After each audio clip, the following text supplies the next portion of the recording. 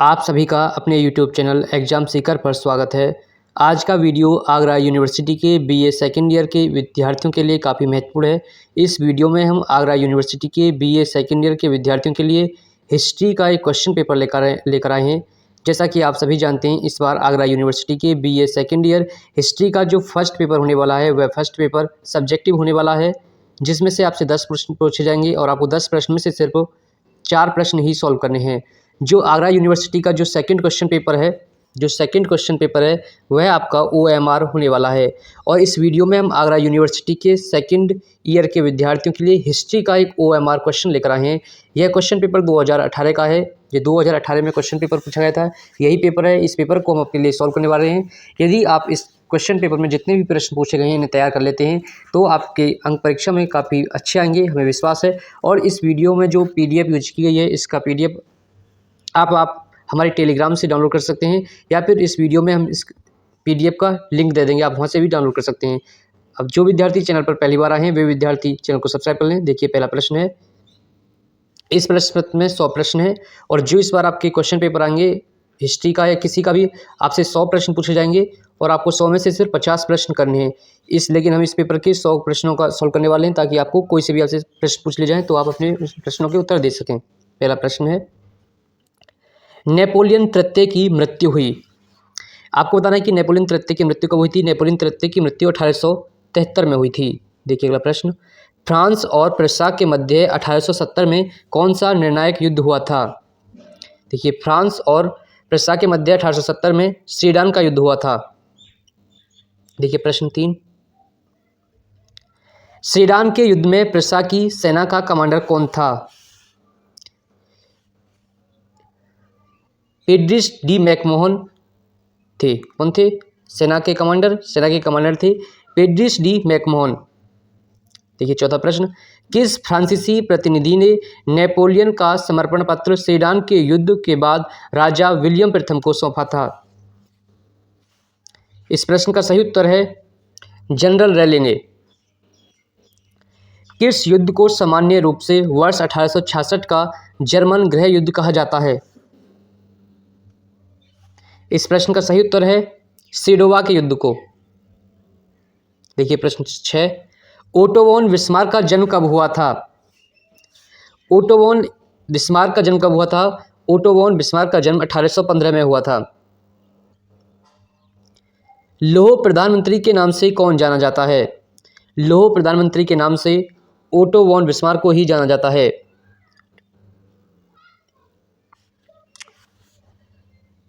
Culture camp संस्कृति के लिए संघर्ष शब्द का प्रयोग बिस्मार्क द्वारा किसके विरोध के लिए प्रयुक्त किया था। इसका सही उत्तर है कैथोलिक चर्च के विरुद्ध किया था। देखिए प्रश्न 9, जर्मन संसद का क्या नाम था। जर्मन संसद का नाम क्या था। जर्मन संसद का नाम था रीखस्टैग। क्या था? रीखस्टैग। देखिए प्रश्न 10, किस व्यक्ति के विषय में इतिहासकार स्टीनबर्ग ने लिखा। 1862-1871 में उसकी उपलब्धियां पिछली 2 शताब्दियों में महानतम कूटनीतिक उपलब्धियां थीं। तो इसका सही उत्तर यह कहा था, ओटो वॉन बिस्मार्क के बारे में कहा था। देखिए प्रश्न 11, किस आधुनिक राष्ट्र का अस्तित्व पवित्र रोमन साम्राज्य के निर्माण से लेकर 1870 तक सैकड़ों पृथक इकाइयों के संघ के रूप में था। इस प्रश्न का सही उत्तर है जर्मनी। देखिए अगला प्रश्न, वह प्रथम इतिहासकार कौन था जिसने बिस्मार्क की क्षमताओं पर उसे रक्त और लौह का व्यक्तित्व कहा था। तो किसने कहा था बिस्मार्क को रक्त और लौह का व्यक्तित्व कहा था। क्रेनकसा ने। किसने कहा था? क्रेनकसा ने।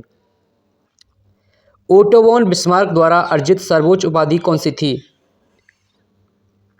इसका सही उत्तर है हिज सीरीन हाइनेस। क्या था? His serene highness. रूस द्वारा कौन सा विदेशी सम्मान ओटो वॉन बिस्मार्क को प्रदान किया गया। Knight of the order of Saint Andrew की उपाधि ओटो वॉन बिस्मार्क को दी गई थी। किस अवधि में बिस्मार्क ने प्रशा के प्रधानमंत्री के पद पर कार्य किया। ये 1862 से लेकर 1873 है। इसका सही उत्तर क्या है? 1862 से लेकर 1873। जर्मन राष्ट्रवाद के लिए प्रारंभिक रूप से कौन उत्तरदायी था? जर्मन राष्ट्रवाद के लिए प्रारंभिक रूप से उत्तरदायी था नेपोलियन बोनापार्ट प्रथम। कौन था? नेपोलियन बोनापार्ट प्रथम। क्रीमिया युद्ध की समाप्ति थी।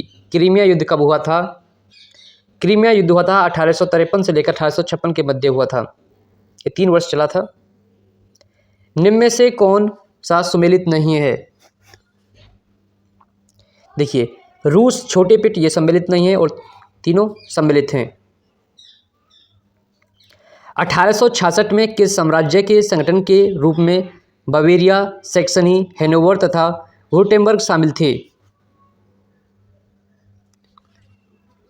इसका सही आंसर है ए, प्रिस्सा।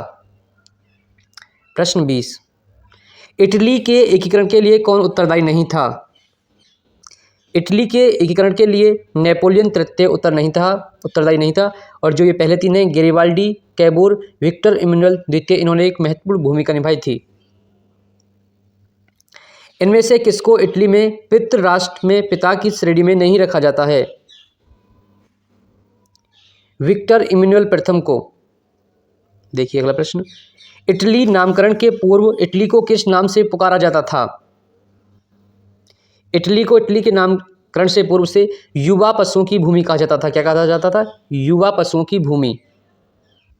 देखिए अगला प्रश्न, कौन सा क्षेत्र इटली के एकीकरण में सबसे अंतिम था? मतलब इटली के एकीकरण में सबसे बाद में कौन सा क्षेत्र जोड़ा गया था? तो जोड़ा गया था वो था पिडमोंट। प्रथम अफीम युद्ध के नाम से श्रृंखलाबद्ध सैन्य अभियानों के परिणाम स्वरूप कौन सा द्वीप ब्रिटिश के अधीन हो गया? इस प्रश्न का सही उत्तर है हांगकांग। देखिए 25वां प्रश्न, निम्न में से कौन सा बिंदु जापान ने मेइजी पुनर्स्थापना के लिए उपयुक्त नहीं है? इस प्रश्न का सही उत्तर है यह पुनर्स्थापना 1861 में हुई थी। एशिया का कौन सा देश कभी औपनिवेशिक गुलाम नहीं रहा? इस प्रश्न का सही उत्तर है चीन। द्वितीय अफीम युद्ध का समय क्या था? इस प्रश्न का सही उत्तर है 1856 से 1860। चीन के चिंग वंश द्वारा नानकिंग की संधि पर कब हस्ताक्षर किए गए? 29 अगस्त 1842 को। देखिए, नानकिंग की संधि का मूलभूत उद्देश्य क्या था? इस संधि का मूलभूत उद्देश्य था अनुबंधित बंदरगाहों पर राजनयिक भेजने का अधिकार। 19वीं शताब्दी के मध्य में यूरोप का बीमार किसे कहा गया? तुर्की को। निम्न में से कौन सा बाल्कन समूह का सदस्य नहीं था? देखिए, इजराइल बाल्कन समूह का सदस्य नहीं था। ऑर्गेनाइजेशन ऑफ लेबर का लेखक कौन था? ऑर्गेनाइजेशन ऑफ लेबर का लेखक था लुई ब्लां। समाजवाद शब्द का प्रयोग पहली बार किसने अपनी रचना कोऑपरेटिव मैगनीज में किया था? रॉबर्ट ओवन ने। निम्न में से कौन सी पुस्तक सेंट साइमन द्वारा लिखित है? The organiser. The communist manifesto का प्रकाशन किस वर्ष हुआ? द कम्युनिस्ट मैनिफेस्टो, जो कि कार्ल मार्क्स की एक महत्वपूर्ण पुस्तक है, इसका प्रकाशन 1866 में हुआ था। नहीं, इसका प्रकाशन 1848 में हुआ था।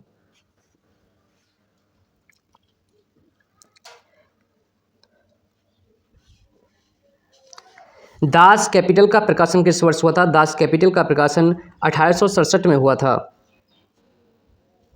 कौन सी पुस्तक कार्ल मार्क्स द्वारा लिखित नहीं है? Critic of social economy. इसे छोड़कर जो बाकी अन्य किताबें सभी कार्ल मार्क्स के द्वारा लिखित हैं। कौन सा ग्रंथ आधुनिक श्रमिक आंदोलनों की राजनीति का वैज्ञानिक आधार है? इस प्रश्न का सही उत्तर है दास कैपिटल। कार्ल मार्क्स की मृत्यु कब हुई थी? कार्ल मार्क्स की मृत्यु 1883 में हुई थी।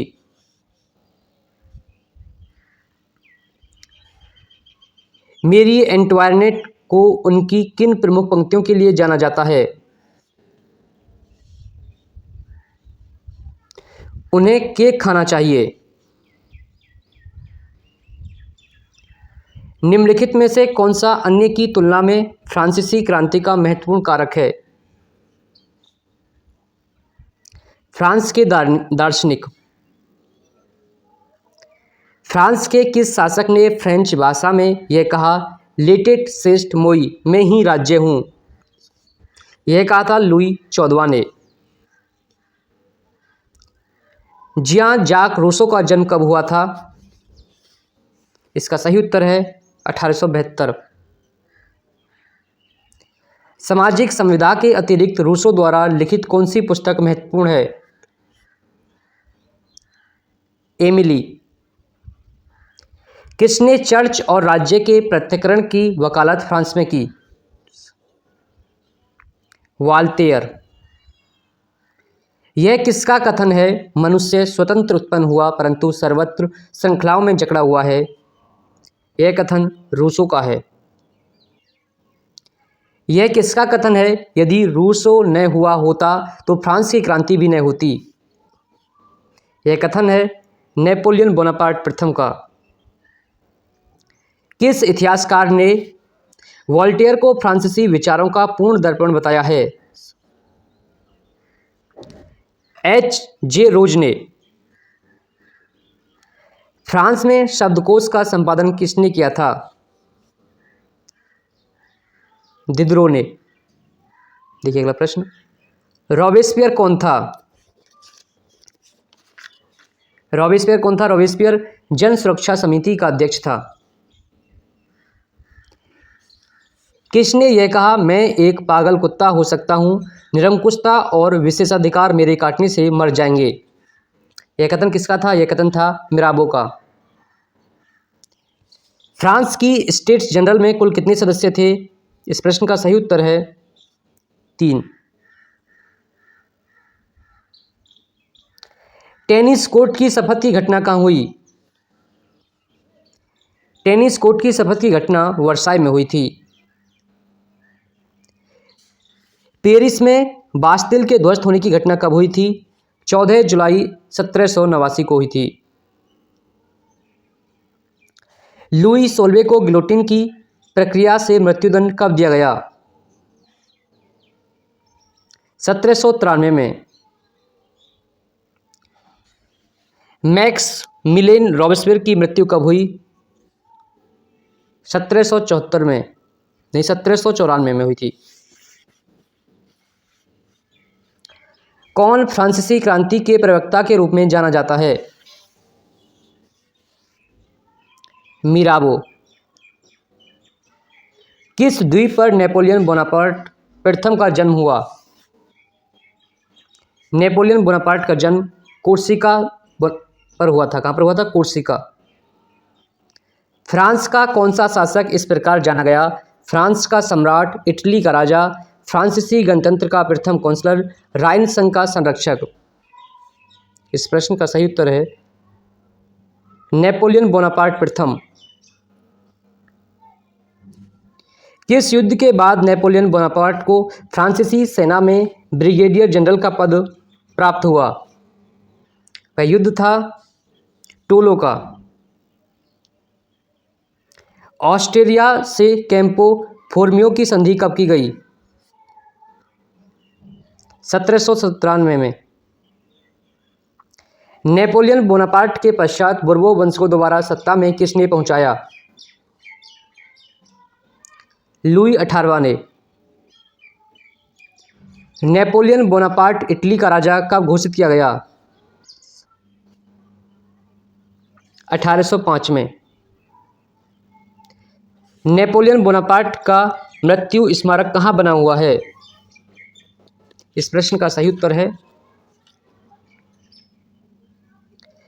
लेस इनवेलिडीज पेरिस में। नेपोलियन बोनापार्ट की प्रथम जीवन संगी का नाम था जोजेफिन डी ब्यूरेनियस। टिलसिट की संधि किस युद्ध का परिणाम थी? फ्रीडलैंड युद्ध का परिणाम थी। नेपोलियन युग के इतिहास में पांचवें समृद्ध का युद्ध क्या है? 1809 में ऑस्ट्रिया और ब्रिटिश साम्राज्य ने फ्रांस को चुनौती दी। इसका यही अर्थ है। किस देश ने महाद्वीपीय व्यवस्था का सतत उल्लंघन किया तथा नेपोलियन को एक और युद्ध के लिए मजबूर कर दिया? इस प्रश्न का सही उत्तर है रूस। लिपजिंग का युद्ध कब हुआ था? लिपजिंग का युद्ध कब हुआ था? लिपजिंग का युद्ध 1813 में हुआ था। 1814 में नेपोलियन बोनापार्ट को किस स्थान पर निर्वासित कर दिया गया? इस प्रश्न का सही उत्तर है सेंट हिलेना पर।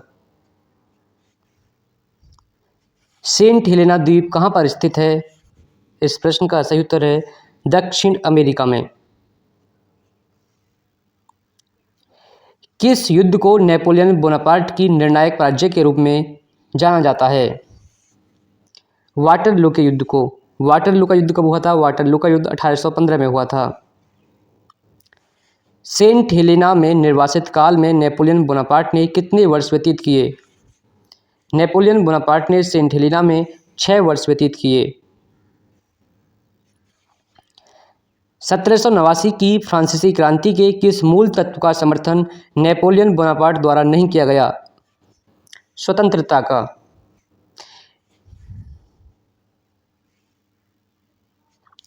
यह किस ब्रिटिश इतिहासकार का कथन है? वे विचार जिन्होंने हमारे आधुनिक विश्व में संरचनात्मक विकास एवं स्थापना में सहयोग दिया, उनका भौगोलिक विस्तार नेपोलियन द्वारा किया गया। इस प्रश्न का सही उत्तर है एंड्रूस रॉबर्ट्स।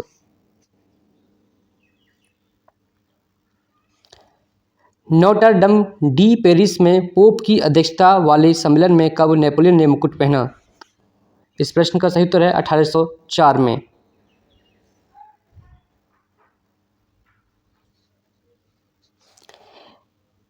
नेपोलियन और पोप द्वारा कानकॉर्डेट पर हस्ताक्षर कब किए गए थे? ये हस्ताक्षर किए गए थे 15 जुलाई 1801 को। नेपोलियन बोनापार्ट द्वारा प्रस्तुत कानून संग्रह जिसे कानकॉर्डेट के साथ प्रस्तुत किया गया कहलाया। इसे कहा जाता है नेपोलियन कोड। ये कब प्रकाशित हुआ था? ये कब लागू हुआ था? 1804 में। नेपोलियन बोनापार्ट के आदेश से इटली में किस पोप को जेल में डाल दिया गया? पायस सप्तम को। किसे? पायस सप्तम को। किस धार्मिक समुदाय को रूस के पुरातनपंथी चर्च द्वारा ईसा विरोधी एवं ईश्वर का शत्रु कहा गया, परंतु नेपोलियन ने इस समुदाय को फ्रांस के अन्य नागरिकों की तरह माना? यहूदी लोगों को। किसने नेपोलियन बोनापार्ट की जीवनी नेपोलियन एक लाइफ के नाम से लिखी? Andrews Roberts.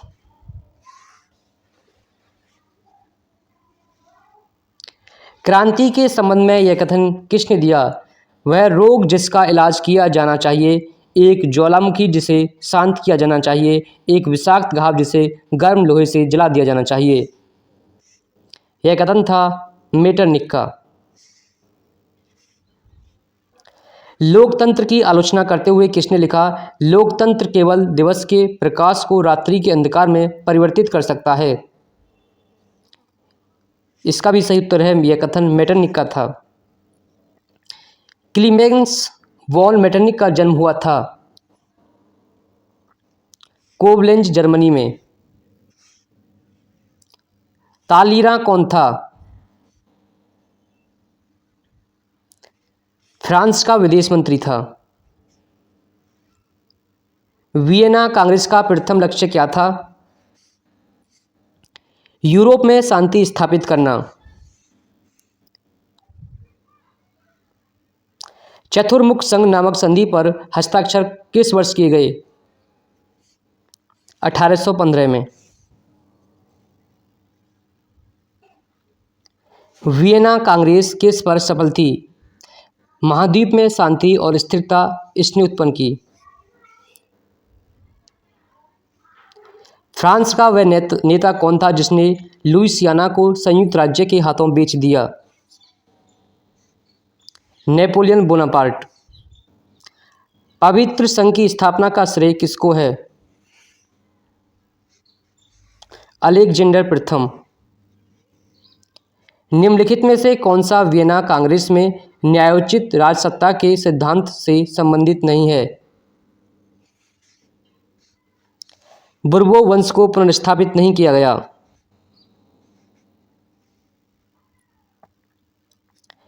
यह किसका कथन है? मैं उस सेना से अधिक भयभीत हूँ जिसमें 100 भेड़ एक शेर के नेतृत्व में है, बजाय इसके 100 शेरों की सेना एक भेड़ के नेतृत्व में हो।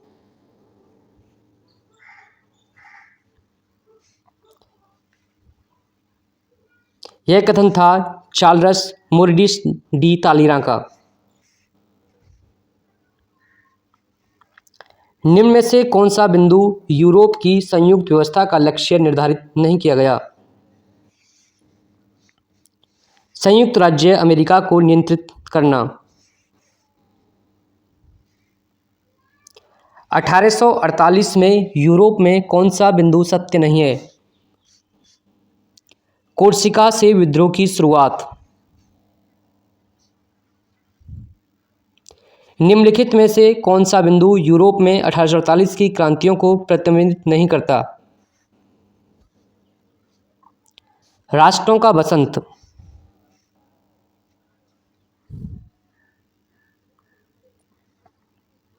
अठारह सौ 1848 की क्रांतियों की व्याख्या निम्नलिखित में से कौन सा बिंदु नहीं है? अयोग्य नौसखिए। फ्रांस का वह राजनीतिज्ञ कौन था जिसने राष्ट्रपति का पद प्रथम बार धारण किया तथा वह प्रथम प्रत्यक्ष निर्वाचित राष्ट्रपति बना? नेपोलियन तृतीय। फ्रांसीसी इतिहास में कौन सा काल फ्रांस का द्वितीय गणतंत्र कहलाता है? 1848 से 1851 का काल द्वितीय गणतंत्र कहलाता है।